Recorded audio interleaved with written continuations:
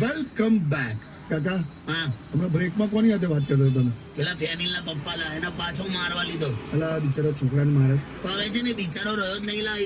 કેટલું જુઠ્ઠું બોલતો થઈ ગયો છે. એમ. પણ અત્યારના છોકરા જો તું એકદમ આમ ઇન્સ્ટન્ટ સ્ટોરી બનાવે છે લા. જુઠ્ઠું કેટલું બધું બોલતા થઈ ગયા નહીં. બોલે છે. અને આપણને નાનપણમાં ખોટા બીવડાવવામાં આવતા હતા ખબર. હું જુઠ્ઠું બોલવું પાપ છે, નદી કિનારે સાપ છે ને બધું કેટલું બધું.